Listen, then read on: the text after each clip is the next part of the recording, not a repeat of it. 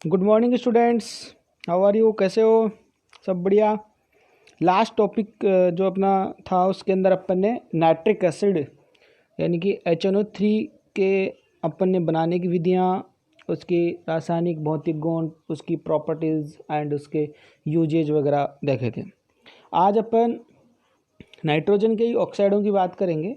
Nitrogen के oxide, अब आपको जैसे नाइट्रोजन के ऑक्साइड तो आपने ये सारे ऑक्साइड मेरे हिसाब से 11th के फर्स्ट चैप्टर में ही गुणित अनुपात मल्टीपल लॉ में ऐसा आपने देखा था, है ना। नाइट्रोजन के ऑक्साइडों के लिए आपके लिए कोई नई बात नहीं है, बड़ी बात नहीं है। यहाँ पे नाइट्रोजन के आपको 5 ऑक्साइड दिख रहे होंगे। वैसे दिखने में तो ये 6 दिख रहे हैं, लेकिन नाइट्रोजन की ऑक्सीकरण अवस्था 1 से लेके, यानी कि देखो ये मैंने ब्रैकेट में लिख रखी है 1 2 3 4 और 4 2 बार है। इसका क्या कारण अभी बता देता हूँ। देखो एक तो होता है डाई नाइट्रोजन ऑक्साइड, जिसको आप लाफिंग गैस कहते हो, हास्य गैस। ये जो हास्य गैस होती है आपकी डाई नाइट्रोजन ऑक्साइड, यानी कि 2 नाइट्रोजन और 1 ऑक्सीजन, इसलिए डाई नाइट्रोजन ऑक्साइड। ऑक्सीकरण अवस्था नाइट्रोजन की +1 आ गई यहाँ पे, आपको पता है, क्योंकि ऑक्साइड में -2 है तो 2 नाइट्रोजन है यहाँ पे। आगे बात समझ में। ऐसे ही नाइट्रोजन ऑक्साइड, या जिसको नाइट्रोजन मोनोऑक्साइड भी बोला जा सकता है, ये गैस होती है। ऐसे आपकी N2O3 डाइनाइट्रोजन ट्राईऑक्साइड, यहाँ पे नाइट्रोजन +3 आपका +3 है, आपको पता है। ऐसे एक होता है NO2, जिसको बोल सकते हैं नाइट्रोजन और डाइऑक्साइड, नाइट्रोजन डाइऑक्साइड NO2 जो गैस होती है। या फिर इसका एक द्विलक होता है, जैसे कि N2 और O4 जस्ट डबल, है ना। तो ऑक्सीकरण अवस्था तो यहाँ पर भी 4 ही होगी। और एक इसकी मैक्सिमम ऑक्सीकरण अवस्था, जहाँ पे नाइट्रोजन 2 और ऑक्सीजन 5 होते हैं, यानी क्या कह सकते हैं, डाई नाइट्रोजन पेंटाऑक्साइड। ये मैक्सिमम ऑक्साइड है इसका, इससे ज़्यादा बना ही नहीं सकता। तो यहाँ पे इसकी ऑक्सीकरण अवस्था कितनी है? 5। ये सब अपन पहले से जानते हैं। अब बात करते हैं इनको कुछ बनाने की विधियाँ और फिर इनकी स्ट्रक्चर की और इनकी लुईस संरचना वगैरह की बात कर लेते हैं। ये हमारे लिए नहीं होगी, बाकी इनमें से कुछ स्ट्रक्चर वगैरह हम पहले भी बना चुके हैं, हमारे लिए कोई इतनी भी नई बात नहीं है। ठीक है, तो अगला टॉपिक जो है अपना है इनको बनाने की विधियाँ हैं डाइनाइट्रोजन वगैरह की, है ना। तो देखो एक कॉलम बना रखा है यहाँ पे। कॉलम के अंदर क्या है, जैसे एक तो आपका सूत्र दे रखा है, ठीक है। उसके बाद यहाँ नाइट्रोजन की OS का मतलब है नाइट्रोजन की ऑक्सीकरण अवस्था, ठीक है। और यहाँ पे एक कॉलम बनाने की विधि, और एक होता है उनका सामान्य प्रकृति, कैसा नेचर होता है। जैसे कि अपन हास्य गैस को कैसे बना सकते हैं, नाइट्रस ऑक्साइड को कैसे बना सकते हैं। जैसे अमोनियम नाइट्रेट होता है, इसको अगर गर्म करते हैं तो N2O बन जाता है और 2 जल के अणु निकल जाते हैं। ये रंगहीन गैस होती है, उदासीन होती है, बस इससे कुछ नहीं होता, हंसी आती है। क्या आती है इससे? हंसी। ये मतलब अब समझ जाओगा, आपको भी आ जाएगी अभी, ठीक है। और NO कैसे बनता है, ये देखो ये आपका सोडियम नाइट्राइट है, ये फेरस सल्फेट है और ये सल्फ्यूरिक एसिड है। इन सब से ये ferric sulphate, sodium hydrogen sulphide और साथ में ये NO गैस बन जाती है, जो भी ये रंगीन उदासीन गैस है। इसी प्रकार आपका N2O3 कैसे बनेगा। N2O3 बनाने के लिए जो आपका पहले से बना हुआ नाइट्रोजन ऑक्साइड है, उसके 2 लेंगे मोल, उसको N2O4 के साथ ऐड करेंगे 250 केल्विन पे, और इसको बना देंगे N2O3। जैसे आप जानते हो कि हम SO2 गैस को ही SO3 में कन्वर्ट करते हैं, इसके लिए अपने को हाफ ऑक्सीजन लेनी पड़ती है वेनेडियम पेंटाऑक्साइड के उपस्थिति में। ये भी हम करेंगे। हमारे पास और भी ऑप्शन है इसके, खूब सारे रिएक्शंस ऐसे चीज़ें के लिए। तो ये सब हमारे लिए कोई नई बात नहीं है, ठीक है। तो इन सब के लिए अपन फिर से ये देखो, और कुछ एक और बच रहे हैं 2-3 टॉपिक इसके, जैसे कि NO2 कैसे बनानी है ना। NO2 कैसे बनानी है, देखो लेड नाइट्रेट है, इसको गर्म किया 673 केल्विन पे, देखो 4 NO2 बन गए और ये लेड ऑक्साइड और O2 निकल गई। ये जो है आपका भूरी गैस होती है, NO2 भूरी गैस होती है। और ये N2O था, ये नीला ठोस अम्लीय पदार्थ होता है, क्योंकि यहाँ पे ऑक्सीकरण अवस्था बढ़ रही है नाइट्रोजन की। आपको पता है जैसे जैसे किसी की ऑक्सीकरण अवस्था बढ़ती है अम्लीय गुण बढ़ता है, ठीक है। अब आगे बात कर लेते हैं N2O4। ये देखो इसका द्विलक है NO2 का ही, तो इसको 2 को जोड़ दिया, इसको ठंडा करा, N2O4 में बदल जाता है, और N2O4 को गर्म करते हैं NO2 में बदल जाता है ना। ये एक ही चीज़ है ना, रंगहीन ठोस या द्रव्य अम्ल। एक होता है N2O5, इसमें 5 ऑक्सीकरण अवस्था है, इसको HNO3 और ये देखो P4H10, इससे देखो ये फास्फोरिक अम्ल और ये N2O5 बन गया। ये रंगीन ठोस अम्लीय होता है, रंगहीन और ठोस अम्लीय होता है। ये इन सब चीज़ों के लिए बनाने के मेथड हैं और उसके अलावा इनकी प्रकृति थी। अब बात कर लेते हैं इनके ऑक्साइडों की और इसकी अनुनादी संरचना और सामान्य संरचनाओं की। यानी कि जो ऑक्साइड है नाइट्रोजन की, इनकी अनुनादी संरचना और सामान्य संरचना क्या है। अनुनादी संरचना की बात करते हैं। सबसे पहले N2O की नाइट्रस ऑक्साइड, जिसको लाफिंग गैस के नाम से जानते हैं। यहाँ पे दोनों नाइट्रोजन को पास पास रखेंगे और ऑक्सीजन, देखो ये इस प्रकार से इसकी जोड़ रखी है। यहाँ पे आपको कोई प्रॉब्लम नहीं आ रही। जैसे आपने यहाँ पे एक नाइट्रोजन लगा रखा है, एक नाइट्रोजन यहाँ, एक ऑक्सीजन यहाँ पे। अब जैसे आपको पता है कि ऑक्सीजन की बैलेंसी पूरी है ना, तो इसके पास 2 लोन पेयर हैं और ये 2 बॉन्ड पेयर हैं, ठीक है, डबल बॉन्ड है एक। और ये नाइट्रोजन जो है, ये नाइट्रोजन है वो इस वाले नाइट्रोजन को, जैसे मैं बताऊं, जैसे आपको बनाना कैसा है, जैसे एक नाइट्रोजन ये वाला, एक नाइट्रोजन ये वाला और एक ऑक्सीजन ये वाला। अब इस ऑक्सीजन की बैलेंस खत्म हो गई तो इसके तो कोई प्रॉब्लम नहीं है। अब बात कर लेते हैं इसके केस में। तो इसके केस में देखो एक लोन पेयर, इसके पास भी एक लोन पेयर। अब यदि ये वाला जो इसका लोन पेयर था, ये लोन पेयर यहाँ पे काम आ जाए बॉन्ड बनाने में, तो इसके पास तो क्या आ जाएगा, पॉजिटिव चार्ज आ जाएगा, क्योंकि अपना लोन पेयर काम में ले रहा है। और इसके पास क्या आ जाएगा, नेगेटिव चार्ज आ जाएगा। उस नेगेटिव चार्ज को अपन 2 इलेक्ट्रॉन भी कह सकते हैं और नेगेटिव चार्ज भी कह सकते हैं। यानी कि आपको इस वाले के ऊपर या तो एक लोन पेयर और एक नेगेटिव चार्ज, या 2 लोन पेयर, ऐसी फीलिंग आती है, ठीक है। तो इस प्रकार से ये इनकी अनुनादी संरचनाओं की आगे जाके बात करते हैं कि क्या होगा। अगर आगे जाके मैं बात करूँ इनकी अनुनादी संरचनाओं की, कि ये वाला बॉन्ड या इनमें से कोई सा भी बॉन्ड अगर यहाँ पे शिफ्ट, नहीं, ये वाला बॉन्ड नहीं, सॉरी, ये जो माइनस वाला बॉन्ड था इसका, ये वाला बॉन्ड अगर यहाँ पे शिफ्ट हो जाए और ये डबल बॉन्ड वाला यहाँ पे शिफ्ट हो जाए, है ना, तो क्या होगा, यहाँ नाइट्रोजन नाइट्रोजन में ट्रिपल बॉन्ड बन जाएगा। जैसे इस प्रकार से, जैसे कि ये था आपका, आपने पहले ऐसे बनाया, इसके केस में इसके ऊपर पॉजिटिव चार्ज था और इसके ऊपर नेगेटिव चार्ज था। अब ये नेगेटिव चार्ज यहाँ पे शिफ्ट हो जाए, जैसे आप अनुनादी करते हो, तो ये क्या होगा, यहाँ पे ये वाला आपका पाई बॉन्ड यहाँ पे शिफ्ट हो जाएगा। तो अगले स्ट्रक्चर में क्या होगा, यहाँ नाइट्रोजन नाइट्रोजन में ट्रिपल बॉन्ड तो बन जाएगा, लेकिन इधर से सिंगल और ऑक्सीजन के ऊपर नेगेटिव चार्ज हो जाएगा। लेकिन इस नाइट्रोजन के ऊपर अभी भी पॉजिटिव चार्ज रहेगा, लेकिन इसके पास नहीं रहेगा नेगेटिव चार्ज, ठीक है। तो इस प्रकार से यहाँ पे अब ये स्थिति हो जाती है इसकी। और अगर स्ट्रक्चर की बात करते हैं तो ये एक इसकी रेखीय ज्योमेट्री होती है, जिससे सिंपल सीधा आपको ये बॉन्ड, ये जो है पैरामीटर, इनके केस में इनकी जो डाटा है वो याद नहीं करना है कि 113 119 ये कुछ भी याद नहीं करना, समझना है बट इनके स्ट्रक्चर वगैरह को। ऐसे आप अगर नाइट्रोजन ऑक्साइड सिंपल, इसमें कोई दिक्कत नहीं, N और O दोनों चीज़ हैं। अब बात कर लेते हैं इनकी स्थिति की, तो ये कंप्लीट है, ठीक है, यानी कि इसका स्टक कंप्लीट है यहाँ पे देखा जाए तो। अब बस इसके पास क्या है, आउटर सेल में कितने इलेक्ट्रॉन होते हैं, आउटर सेल में इसके पास इलेक्ट्रॉन होते हैं 5। तो इसके देखो 2 इलेक्ट्रॉन यहाँ बॉन्ड में काम आ गए, एक लोन पेयर हो गया, एक ही अनपेड इलेक्ट्रॉन भी यहाँ पे बच रहा है, ठीक है। इस प्रकार से इसका अनपेड इलेक्ट्रॉन यहाँ पे बच रहा है अभी फिलहाल के लिए। अब बात ये आती है कि अगर ऑक्सीजन इसको 1 इलेक्ट्रॉन दे दे, ऑक्सीजन किसको, नाइट्रोजन को 1 इलेक्ट्रॉन दे दे, तो हम क्या कह सकते हैं कि नाइट्रोजन के ऊपर क्या आ जाएगा, नेगेटिव चार्ज आ जाएगा, और ऑक्सीजन के ऊपर क्या आ जाएगा, पॉजिटिव चार्ज आ जाएगा, क्योंकि 1 इलेक्ट्रॉन ऑक्सीजन ने दे दिया और नाइट्रोजन के ऊपर आ गया। तो नाइट्रोजन के ऊपर अपने को या तो 2 लोन पेयर जैसी या एक नेगेटिव चार्ज की फीलिंग आने लग जाती है, और इसके ऊपर एक ही लोन पेयर दिखता है और एक यहाँ पे अपने को पॉजिटिव चार्ज की फीलिंग आ जाती है। अगर देन ये उल्टा हो जाए, उल्टा कैसे, जैसे मैं बताऊं आपको उल्टा कैसे हो जाए। ये उल्टा होने का मतलब था, जैसे कि मान लो ये आपका नाइट्रोजन है और ये आपका ऑक्सीजन था, ठीक है। अगर ये नाइट्रोजन के पास जो एक एक्स्ट्रा इलेक्ट्रॉन था वो कहाँ जाए, वो ऑक्सीजन के पास आ जाए, ये यहाँ से ये दे दे, तो इसके ऊपर नेगेटिव चार्ज आ सकता है और इसके ऊपर पॉजिटिव चार्ज आ सकता है ना। बाकी जो इनकी संरचना है वो ये तो सीधा NO के बीच में स्टेट बनती है, बाकी से द्विलक बन जाता है।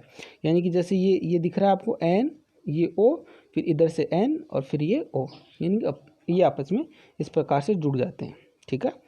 फिर बात करते हैं अगले स्ट्रक्चर की इसके केस में। तो यहाँ पे बात कर लेते हैं डाइनाइट्रोजन ट्राईऑक्साइड की। तो डाइनाइट्रोजन ट्राइऑक्साइड में आपने जैसे स्ट्रक्चर दिख रही है वो सही दिख रही है आपको कि 2 नाइट्रोजन लिया आपने पकड़े बराबर में, एक ऑक्सीजन इधर चिपका दिया, एक ऑक्सीजन इधर चिपका दिया, और इसके एक ही ऑक्सीजन चिपका पाए यूं डबल बॉन्ड बना के, ये इसका 2 लोन पेयर लगा दिया, एक इसका लोन पेयर लगा दिया। लेकिन अब ज़रा सोचो इसके केस में कि ये लोन पेयर इसके साथ बन गया तो यहाँ ऑक्सीजन के ऊपर तो कौन सा चार्ज आ गया, ऑक्सीजन के ऊपर तो कौन सा चार्ज आ जाएगा भैया, नेगेटिव चार्ज आ जाएगा, और इसके ऊपर कौन सा चार्ज आएगा, प्लस चार्ज आ जाएगा। अब अगर अनुनाद की बात कर लेते हैं अपन, किसकी बात करें, अनुनाद की बात करें, तो आप ज़रा इसके ऊपर सोचो, ये बॉन्ड बस ये पाई बॉन्ड क्या हो जाएगा, इधर शिफ्ट हो जाएगा, तो अब चार्ज चेंज हो जाएगा, उसके ऊपर प्लस और इसके ऊपर माइनस चार्ज हो जाएगा। बात कर लें इनकी स्ट्रक्चर की, तो शुभ भाषा में देखा जाए तो ये समतलीय स्ट्रक्चर है जैसे HNO3 की होती थी, है ना, इस प्रकार ये भी एक समतलीय स्ट्रक्चर है।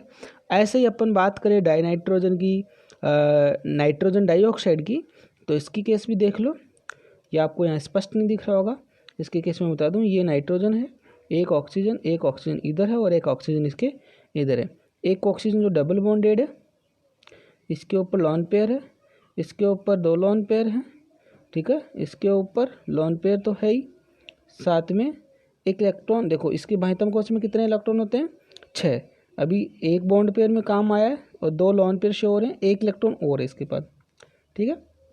अब देन इलेक्ट्रॉन ये वाला इधर से डबल बॉन्ड बना ले तो ये फ्री, इसके ऊपर एक इलेक्ट्रॉन आ जाएगा, यानी कि इसकी स्ट्रक्चर है जो इस प्रकार से कोणीय स्ट्रक्चर होगी, क्या होगी इसकी, कोणीय स्ट्रक्चर होगी, ठीक है। अब बात करें इसके जो एक द्विलक था एक तरह से N2O4 डाइनाइट्रोजन टेट्राऑक्साइड, जैसे भी बताया हमने नाइट्रोजन के ऑक्साइड ही पढ़ रहे हैं यहाँ पे, तो डाइनाइट्रोजन टेट्राऑक्साइड की मैं अगर बात करता हूँ तो आपके सामने देखो पहली जो स्ट्रक्चर है, जैसे आपको यहाँ पे दिख रहा है कि आपने एक नाइट्रोजन यहाँ पे लिया और एक नाइट्रोजन यहाँ पे लिया है, ठीक है, दोनों नाइट्रोजन पास पास में रख दिए। अब दोनों की स्थिति सेम है, तो इधर डबल बॉन्ड ऑक्सीजन, फिर वही काम सिंगल बॉन्ड ऑक्सीजन। अब रेजोनेंस करना है तो आपको क्या करना है, इनको घुमाना है, कि ये जैसे कि ये यहाँ पे बॉन्ड था तो ये बॉन्ड को इधर घुमा देना है, इस प्रकार से घुमा देना है इनको, है ना। आप इनको आराम से खुले अक्षरों में यूँ मान लो अच्छे से, ये एक स्ट्रक्चर यूँ इसकी स्ट्रक्चर मान ली, ये नेगेटिव चार्ज आ जाएगा ऑक्सीजन के ऊपर, ये नेगेटिव चार्ज है ना। अनुनादी संरचना बना रहे हो आप, लॉन पेयर आप शो कर सकते हो, मुझे प्रॉब्लम आती है थोड़ी अंगुली से लॉन पेयर बनाने में, ठीक है। अब क्या करना है आपको, ये पाई बॉन्ड इधर शिफ्ट होगा, सॉरी माइनस चार्ज, तो पाई बॉन्ड इधर शिफ्ट हो जाएगा, ऐसे उसमें करना चाहते हो आप कर सकते हो, इनके ऊपर पॉजिटिव चार्ज आ जाएगा क्योंकि यहाँ की बैलेंस काम आ चुकी है। बात करें इनकी संरचना की तो देखो ये समतलीय ही है यहाँ पर भी बिल्कुल। अब बात इसकी लास्ट की कर लेते हैं, नाइट्रोजन के जो हैं आपके N2O5 डाइनाइट्रोजन पेंटाऑक्साइड। देखो अब नाइट्रोजन 2 हैं और ऑक्सीजन 5 है, इसका मतलब एक नाइट्रोजन के पास 2.5 ऑक्सीजन ही आएंगे, 2.5 का मतलब, तो एक ऑक्सीजन को आप बीच में ले लो, जस्ट N2O4 की तरह ही है, बट N2O4 में बस फ़र्क इतना ही है, इन दोनों के नाइट्रोजन के बीच में एक ऑक्सीजन फंसा देना है बस, जैसे ये यहाँ पे अपन ने फंसाया, और कोई प्रॉब्लम नहीं है, वही समतलीय ज्यामिति वगैरह उसमें भी कोई दिक्कत नहीं आने वाली आपको, और बिल्कुल वही सिस्टम है, बाकी कोई प्रॉब्लम नहीं है, ठीक है। तो ये थी आपके पास नाइट्रोजन ऑक्साइडों के वगैरह की लुईस संरचना। और अब अपना इस टॉपिक में नाइट्रोजन 15 ग्रुप में अब जाके नाइट्रोजन कंप्लीट हुआ है, अब फॉस्फोरस का नंबर आएगा।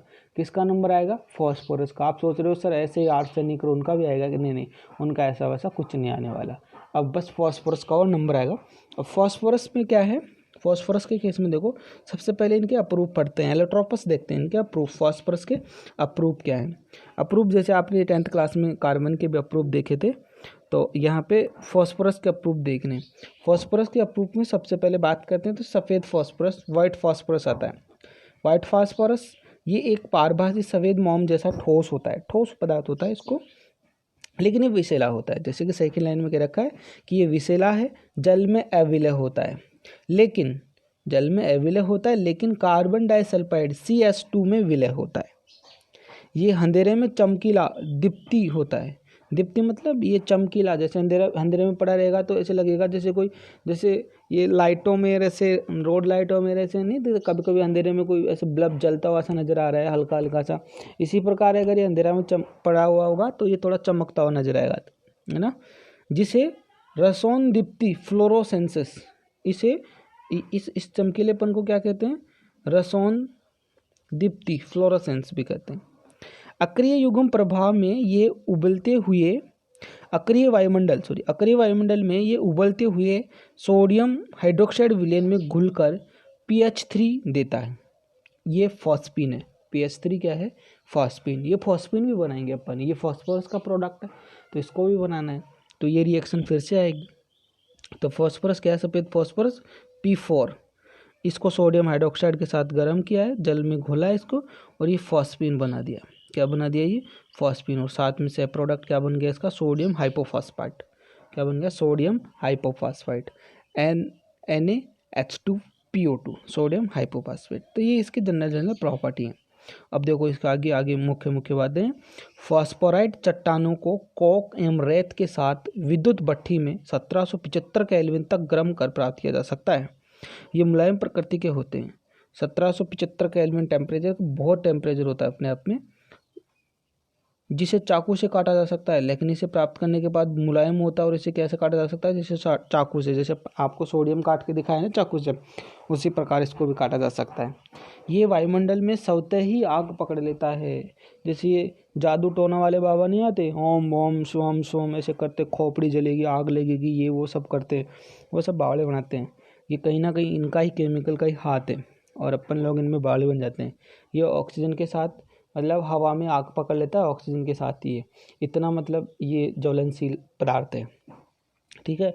ये जो इनको गंधक पोटास के नाम से गांव में जैसे कि धमाका करने के लिए भी इनका काम आता है, बारूद वगैरह जो बनती है उनके केस में भी। ठीक है। तो वायुमंडल में स्वतः आग पकड़ लेता है। और ये जो बाबा जी हैं अपने को बावड़े बनाते हैं, खोपड़ी जला के यूं मसांड खोपड़ी, ये लग गई आग रही है, वो फ्लाम, समझ गए आप बात को। तो P4 ये ऑक्सीजन के साथ आग पकड़ लेता है। PO4 10 अभी आया था आपके सामने। ये देखो सफ़ेद फॉस्फोरस की चतुष्फल के स्ट्रक्चर है।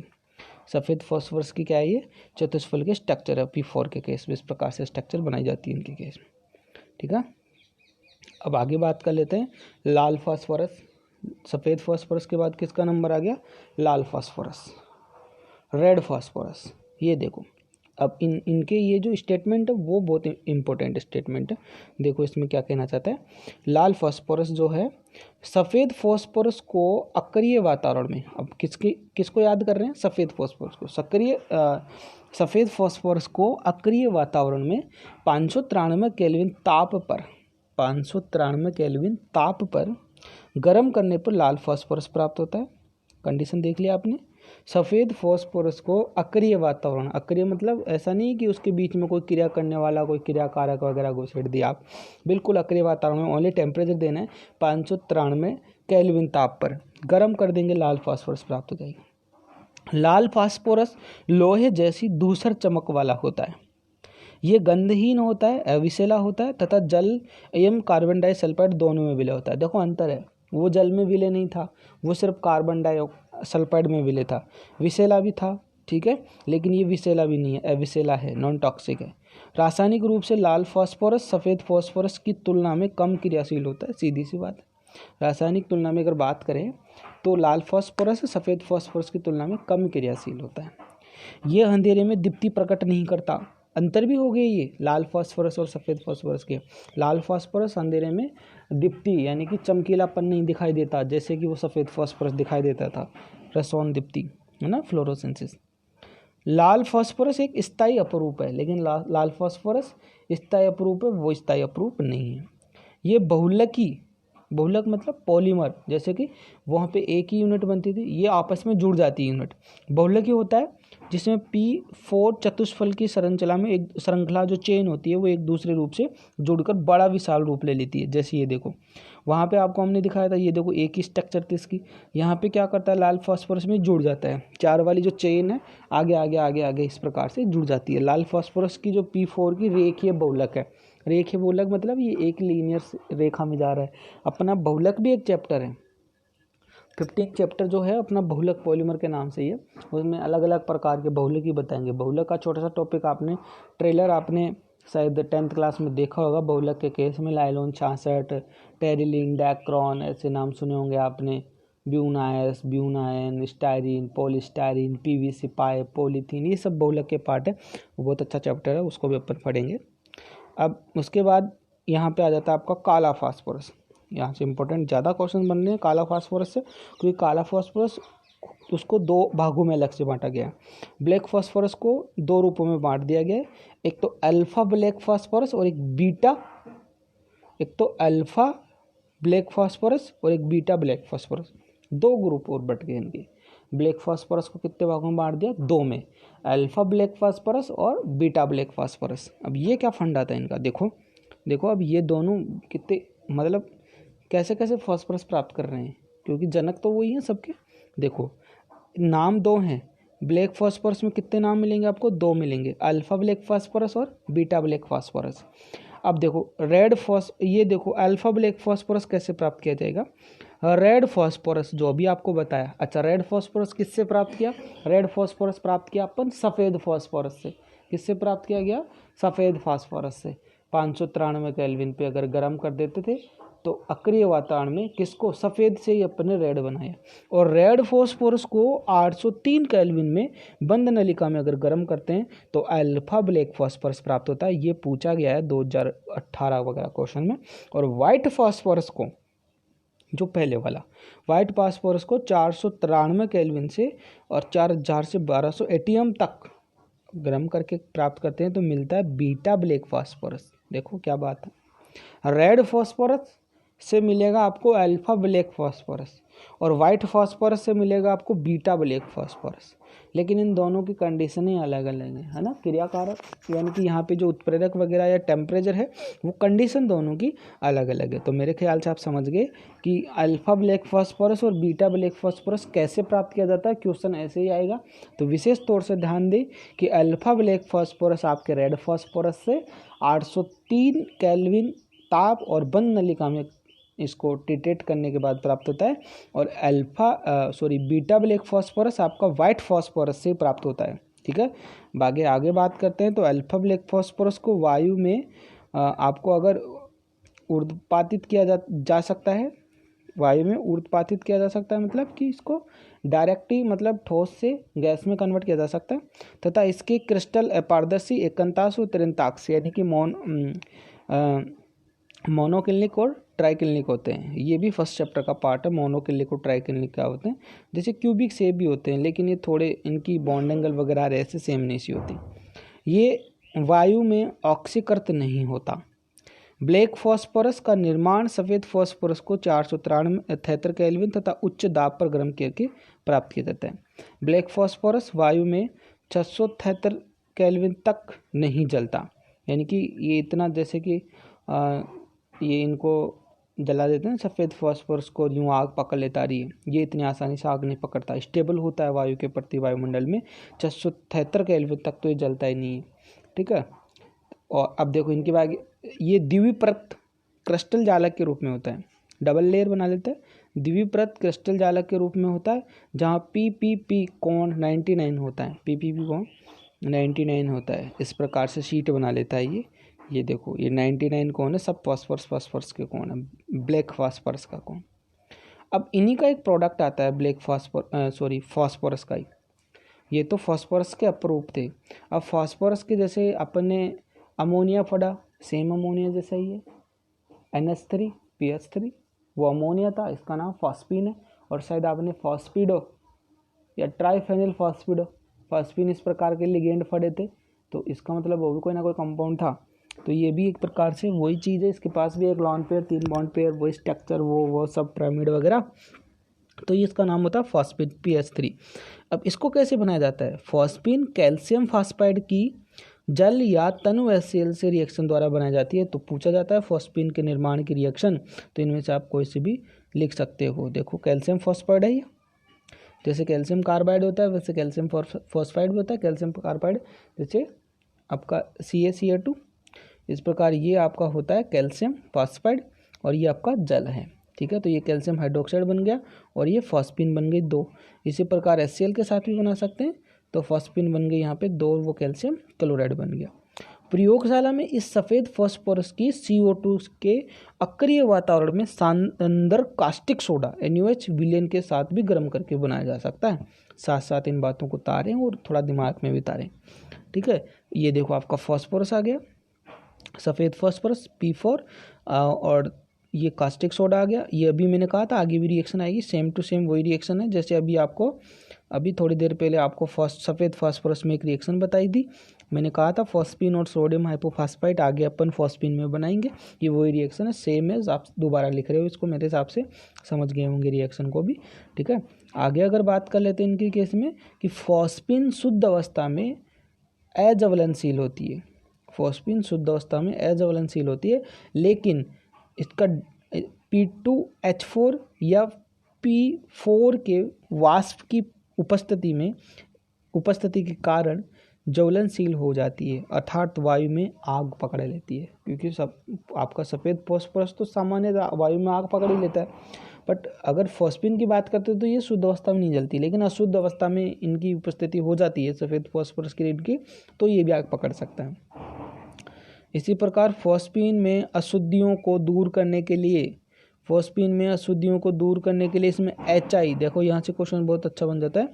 फॉस्फीन में अशुद्धियों को दूर करने के लिए HI में अवशोषित किया जाता है, जिससे फॉस्फोनियम आयोडाइड, ये क्या बन जाता है, फॉस्फोनियम आयोडाइड। जैसे अमोनियम आयोडाइड या अमोनियम क्लोराइड ऐसे आयन बनते हैं ना, NH4Cl, ऐसे ये भी तो फॉस्फोनियम आयन है, जो KOH के साथ रिएक्शन कराने पर फॉस्फीन देता है। अब देखो यहाँ पर भी फॉस्फीन है, बनने वाला भी फॉस्फीन है, लेकिन फ़र्क कितना है, बनने वाला शुद्ध फॉस्फीन है। यहाँ अशुद्धियों को दूर करने के लिए ये सब अपन HI के साथ रिएक्शन करा के इसको फॉस्फोनियम आयन में बदला जा रहा है, और फिर इसकी दो रिएक्शन हो गई है। ध्यान देना, आप क्या करोगे, आप इसको दो करोगे, मैंने एक में कर दिया। कैसे करोगे आप, एक रिएक्शन आप यहाँ तक ही करोगे, ठीक है।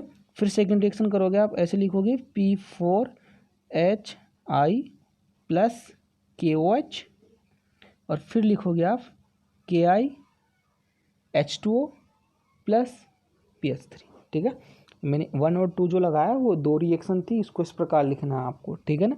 तो ये क्या था कि फॉस्फीन थी लेकिन वो अशुद्ध थी, उसको आपने और शुद्ध रूप से प्राप्त कर लिया है। बात करते हैं भौतिक गुणों की, तो ये रंगहीन होती है, अच्छा, सड़ी मछली के समान गंध आती है। अब किसी ने मछली देखी है तो सड़ी मछली भी देखी होगी। अत्यंत विषैली होती है, ये बहुत विषैली होती है। यह HNO3Cl2 या Br2 जैसी ऑक्सीकारकों की वाष्प को अति सूक्ष्म मात्रा के संपर्क में आने पर ही विस्फोटित हो जाती है। अब देखो कितनी खतरनाक गई, विषैली तो होती है, लेकिन इन जैसे ऑक्सीकारकों की वाष्प के बहुत ही कम मात्रा में भी अगर ये संपर्क में आ जाता है तो विस्फोट हो जाता है। क्योंकि अपन ये जो फॉस्फोरस इनकी जो चीज़ें पढ़ रहे हैं ना, ये KNO3, ये सब डायनेमाइट ही है, ये समझ लो ये सब। अब ये मत पूछना सर बम कैसे बनाते हैं, वरना मेरे को पकड़े जाएंगे कोई, ठीक है ना। अब बात करते हैं आगे रासायनिक गुणधर्म की।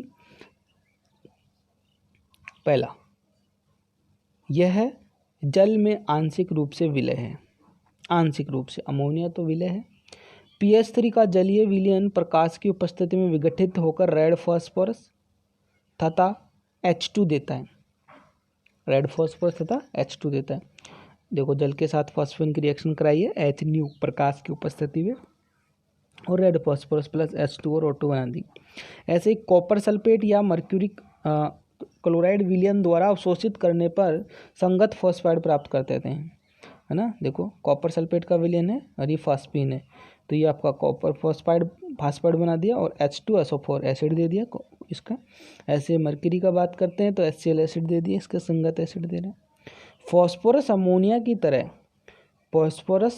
की तरह दुर्बल सार ही है तथा अम्लों के साथ फॉस्फोनिक आयन यौगिक देते हैं। जैसे वो देता था ना PH3HCl, जैसे ये भी तो दे रहा है, वो देता था NH4Br, ये PH4Br दे रहा है। उपयोग, ये बहुत ही इम्पोर्टेंट उपयोग है, इस बात का थोड़ा विशेष ध्यान दें। फॉस्फीन का उपयोग सफ़ेद स्फुट दहन तकनीक के रूप में उपयोगी खोज के सिग्नलों में किया जाता है। सिग्नल्स समुद्र में जहाज के लिए चट्टानों की स्थितियां बताने में उपयोग लाई जाती है। इसमें क्या होता है, जो आपने एक मूवी देखी थी गाजी द अटैक, उसमें क्या होता है कि समुद्र में जहाज़ें चलती हैं, ये क्या पानी में भी चमकीला होता है, आग की तरह होता है। तो जैसे कि चट्टानों की स्थिति बताने के लिए ये काम आता है, थोड़ा सा मतलब चमकीला दिखाई देता है, आप दूर से पता चल जाती है कि यहाँ चट्टानें वगैरह हैं।